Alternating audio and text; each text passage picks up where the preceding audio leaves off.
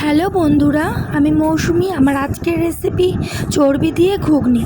চলুন তাহলে রেসিপিটা দেখে নেওয়া যাক। এখানে একটা কড়াইয়ের মধ্যে আমি 3টে এলাচ, দারচিনি, একটা তেজপাতা, 2টো শুকনো লঙ্কা, 1 চামচ ধনে, 1 চামচ জিরে মিডিয়াম আছে 30 থেকে 40 সেকেন্ড ভেজে গুঁড়ো করে নেব। এরপরে আমি একটা কড়াই বসিয়ে দিয়েছি, তার মধ্যে দিয়ে দিয়েছি সর্ষের তেল। ডুমডুম করে কেটে রাখা আলুগুলো এর মধ্যে দিয়ে সামান্য একটুখানি নুন দিয়ে খুব ভালো মতো লাল করে ভেজে আমি এটাকে উঠিয়ে নেব। এরপরে ওই তেলের মধ্যে আমি ফোড়নে দিয়ে দিচ্ছি জিরে, শুকনো লঙ্কা। এরপরে আমি দিয়ে দিচ্ছি কুচি কুচি করে কেটে রাখা পেঁয়াজ।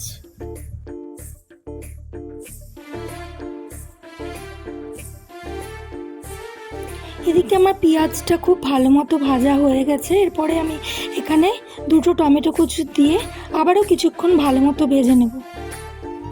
এরপরে আমি দিয়ে দিচ্ছি রসুন বাটা, আদা বাটা, জিরে বাটা, লঙ্কা বাটা দিয়ে কিছুক্ষণ নেড়ে চেড়ে দিয়ে দিব 1 চামচ হলুদ গুঁড়ো, পরিমাণ মতো নুন, কাশ্মীরি লঙ্কার গুঁড়ো দিয়ে আবারও কিছুক্ষণ নেড়ে চেড়ে নেব।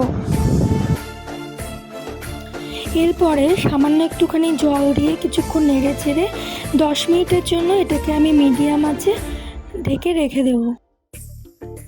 এদিকে আমার 10 মিনিট হয়ে গেছে। এরপরে আমি মশলাটাকে খুব ভালো মতো কষিয়ে নেব। এরপরে আমি আগের থেকে ভেজে রাখা আলুগুলোকে এর মধ্যে দিয়ে আবারও কিছুক্ষণ এটাকে আমি নেড়ে চেড়ে নেব। এদিকে আমার আলু দিয়ে মশলাটা খুব ভালো মতো কষানো হয়ে গেছে। এরপরে আগের থেকে সেদ্ধ করে রাখা খাসির চর্বি এর মধ্যে দিয়ে আবারও খুব ভালো মতো এটাকে আমি মিশিয়ে নেব। এরপরে এখানে আমি দিয়ে দিচ্ছি 1 বাটি উষ্ণ গরম জল আর আগের থেকে সেদ্ধ করে রাখা মটরগুলো। এরপরে এটাকে আমি খুব ভালো মতো মিশিয়ে নিয়েছি। এরপরে এখানে আমি দিয়ে দিচ্ছি 1 চামচ চিনি, স্বাদের ব্যালেন্সটাকে ঠিকঠাক রাখার জন্য।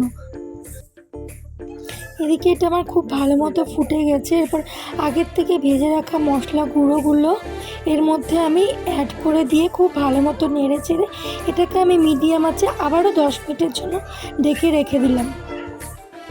আমার ঘুগনি এদিকে একদম রেডি। আপনারা সকালের ব্রেকফাস্টে রুটি বা পরোটার সাথে এটা সার্ভ করতে পারেন, অথবা বিকেলে শুধু মুখেও আপনারা খেতে পারেন। তো আমার এই রেসিপিটা কেমন হয়েছে অবশ্যই কমেন্ট করে জানাবেন।